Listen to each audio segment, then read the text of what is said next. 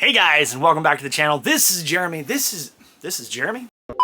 My name is Jeremy. This is Jeremy Rewinds, and we are into day 4 of the 12 days of Christmas.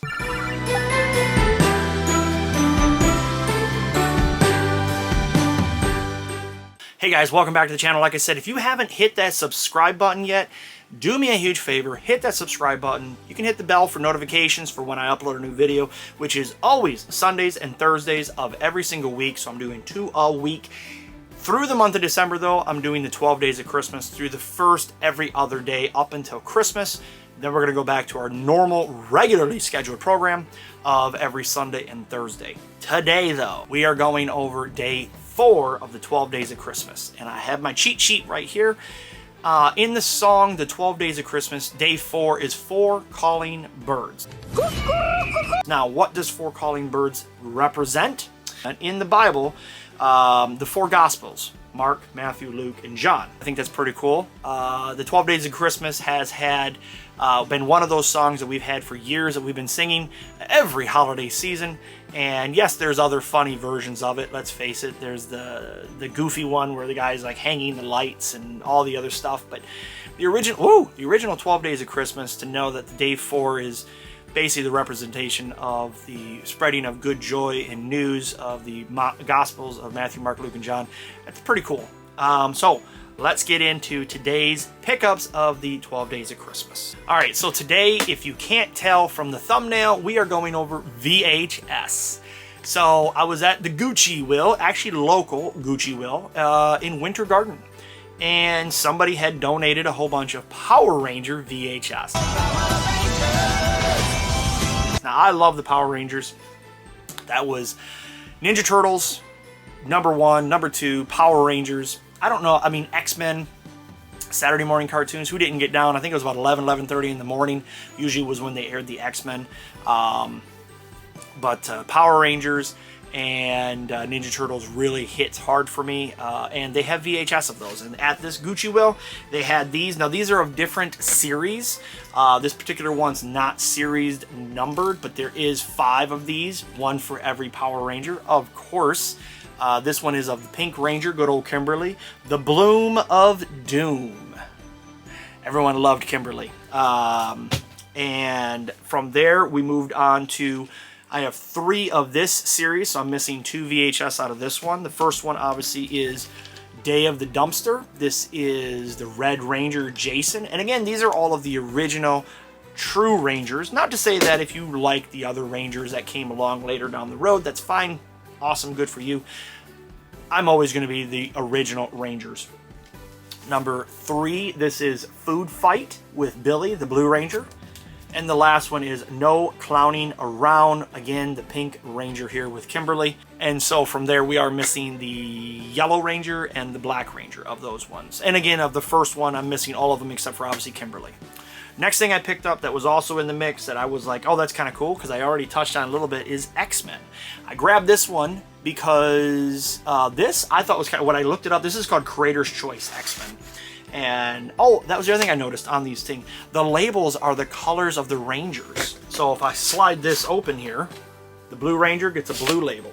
Pink Ranger gets a pink label. How cool is that? Anyways, the reason I grabbed this is because, 1, it's X-Men, it's from my day and age, and what was cool about it, I noticed, is based on the Google search, this came from Pizza Hut. So I haven't validated it yet, but I haven't even watched it, so I have no idea if it is or what's all on this, but I thought that was really cool to see that that was potentially a Pizza Hut VHS. Back when toys and things...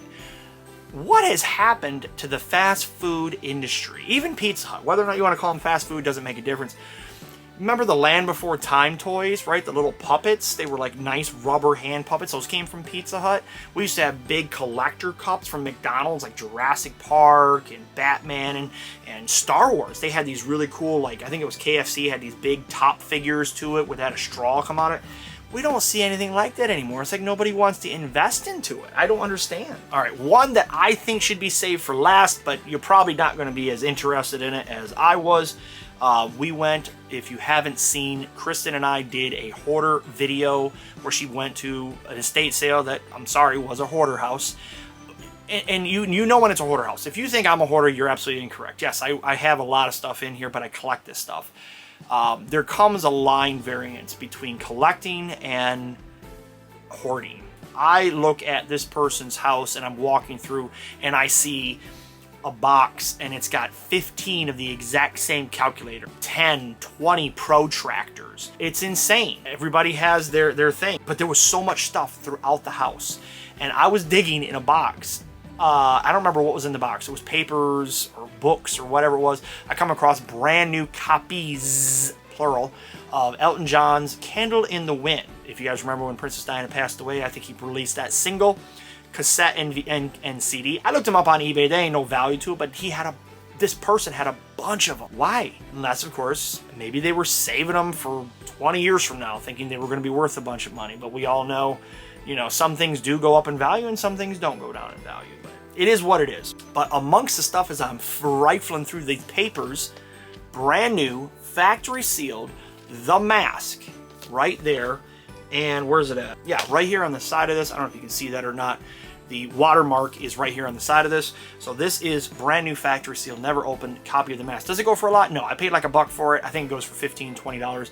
But it's one of my favorite movies from when I was younger, and I figured, heck, I like VHS. I like them sealed apparently lately. And I picked that up. So I got that in the collection as well. But I put that before the other one that I should have put that last just because I think that's cooler, but I know a lot of you might think this is cooler still. This is the whole set of the Green Ranger turning from bad to good. This is awesome. And I looked this up on eBay. This is actually about $40, $45 is what it seems like it goes for. Maybe it goes for a little less by now. Again, this was like a month ago when I picked this up. And I watched through all of them and they play just fine. And like I say, episode 5, or part 4, or whatever you want to call it. Good old Jason David Frank. And right there's all of them. I got my little Ranger ornament there, and Tommy's over there, and yeah. So anyways, part 1 through 5 of all the VHS, and I was going to flip it off because I'm like, man, $40, $45, I paid $1 a piece. That's $5, and that's a pretty good come up. That's eight times up, minus the 5 investment, minus your fees. You know, even if I turn $5 into $30, that's still worth it. But I think I'm gonna keep them because I think it's kind of neat. So yeah. So who's the hoarder now? Anyways, I hope to see you guys next time right here on Jeremy Rewinds for the next episode, day 5, which we're gonna give it a little preview. 5 golden rings. So think about that, and I'll see you guys in the next couple days.